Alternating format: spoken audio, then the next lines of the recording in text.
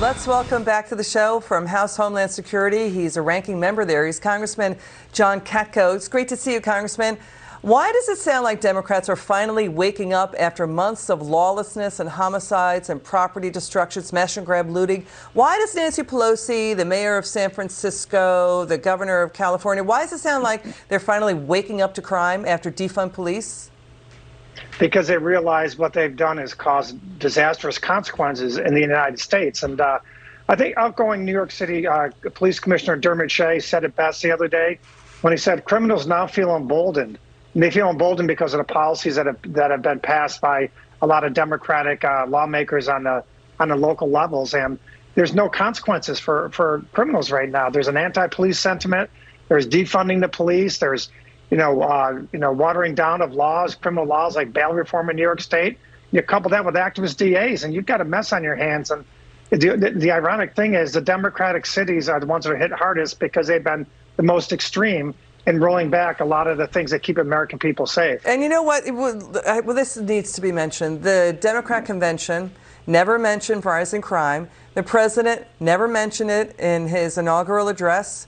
Never mentioned it in his joint session to Congress. But the president gave the commencement speech today at South Carolina State University. He talked about how we need more funding for cops. Watch this.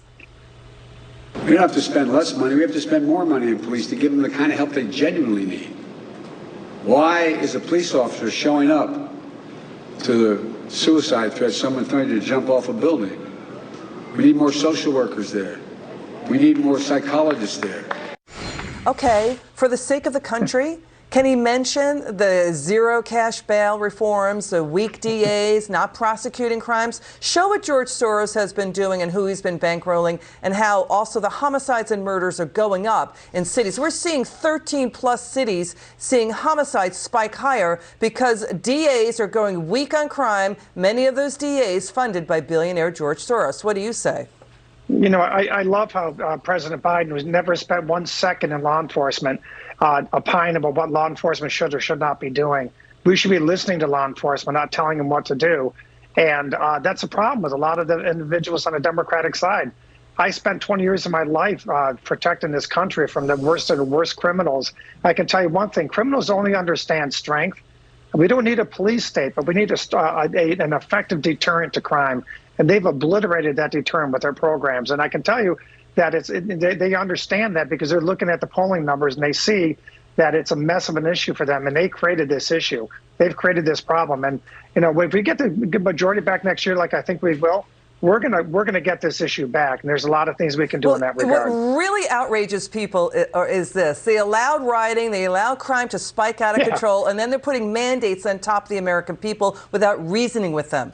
They're really hitting hard the American taxpayer, and it's alienating Hispanic and minority mainstream voters. Associated Press polls show that. They're becoming Republicans. This is too little, too late. They're too little, too late Democrats. Watch Mayor of San Francisco, London Breed, finally saying, we're going to take on the progressives on crime. Watch. And it's time that the reign of criminals who are destroying our city, it is time for it to come to an end. And it comes to an end when we take the steps to be more aggressive with law enforcement, more aggressive with the changes in our policies, and less tolerant of all the that has destroyed our city. Is George Soros going to listen to that? Is he going to stop bankrolling the soft on crimes DAs in Los Angeles, Milwaukee, Chicago, San Francisco, New Orleans, Philadelphia, St. Louis? No, hell. How do you stop it? Go ahead.